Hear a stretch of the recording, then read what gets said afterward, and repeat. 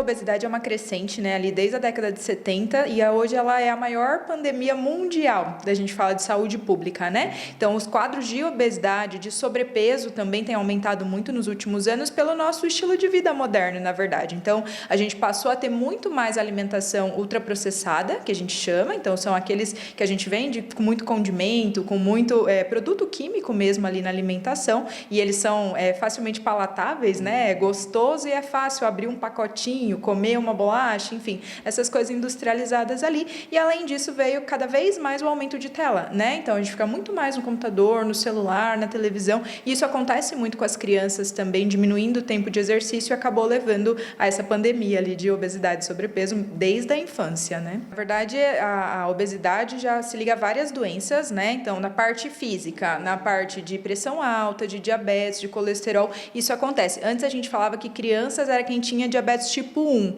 Hoje, além do tipo 1, a criança já tem o tipo 2, que é uma parte metabólica também, né? E aí, na parte mental, vai trazer um sofrimento, muitas vezes com bullying na escola, com isolamento, com vergonha do próprio corpo. Eu tenho muita criança que tem sobrepeso e obesidade que se recusa, por exemplo, a fazer natação, fazer balé. Então, eles ficam restritos até no tipo de atividade, porque fica incomodado ali com a questão da aparência também, porque não é só estético, mas é também estético, né? Porque a gente se cobra muito nessa questão também. Como que os pais percebem aí esses sinais e esse conjunto de sintomas que resultam numa obesidade, por exemplo?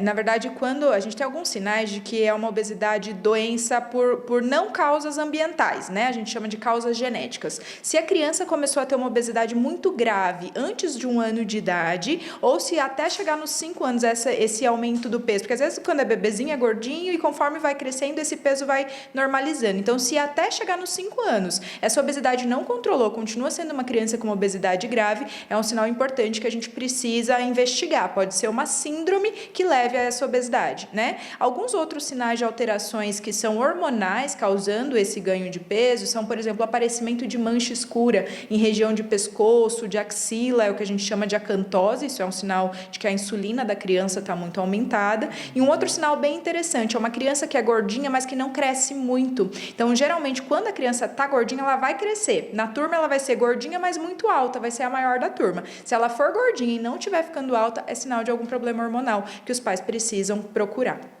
Doutora, quando a gente fala de obesidade, na verdade, quando a gente fala de uma criança que está acima do peso, automaticamente ela é obesa? Há pouco você estava explicando ali sobre um gráfico, né, onde é calculado a obesidade. Fala um pouco mais pra gente sobre esse.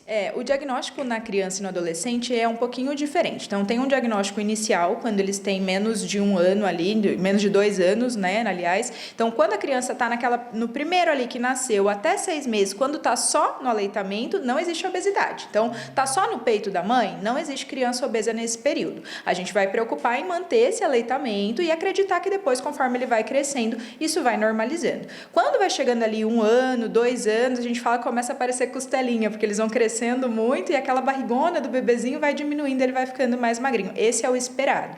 Então, a gente tem ali um cálculo que é o do IMC, é a relação do peso com a estatura em relação à idade que aquela criança tem. E a gente vai colocar esse valor num gráfico, e se ele tiver na média ali populacional, tá tudo ok, ele tem ainda uma classificação de sobrepeso e acima disso de obesidade. Então, a gente consegue monitorar pelo gráfico, com essa relação do peso e altura, qual que é o diagnóstico daquela criança e do adolescente. Quais são os principais exames, doutora, que os pais que estão nos assistindo agora podem solicitar se perceber algum desses sinais e achar que devem estar em alertas? A gente vai fazer uma consulta médica, né? E, em geral, o que a gente investiga são problemas principalmente de tireoide, então é o exame do TSH, T4 livre, parte de resistência à insulina, faz a dosagem da insulina, faz a glicemia, faz a hemoglobina glicada, porque esse paciente que tem um sobrepeso, tem uma obesidade, tem um risco de diabetes. Então, a gente já faz tanto uma investigação da causa, como se já tem a consequência ou não.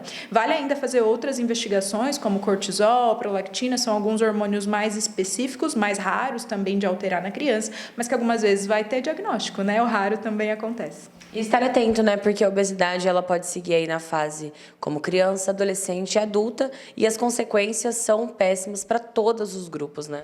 Então assim, a obesidade ela pode vir desde a infância e quando ela vem na infância, ela traz mais risco para aquele adulto, inclusive de doença cardiovascular, que a gente chama, então, de infarto e de derrame, né? E aí tem muitas coisas que a gente pode fazer agora mesmo. Agora as crianças de férias é um desespero, que elas saem da rotina toda, né? Mas assim, a questão de reduzir tela de no máximo 2 horas por dia é muito importante. Tem criança que passa o dia inteiro na frente da tela, então é bem prejudicial. A questão da alimentação, de não introduzir açúcar antes dos 2 anos. Tem muita mãe que fala assim, ai, tadinho, não vai comer um doce, mas é pelo bem da criança. Então a gente tem isso muito claro já nos estudos. Até 2 anos o ideal é não colocar açúcar para essa criança, principalmente industrializado ali. Então depois dos 2 anos pode, mas moderado. Então a quantidade de alimentação industrializada, ultraprocessada, sempre ser pouco. Não tem um benefício da gente introduzir refrigerante para uma criança e é o que mais a gente vê por aí, né? E a questão da alimentação ser da família, não deixar a criança comendo na frente da televisão, na frente do computador. Então sentar todo mundo à mesa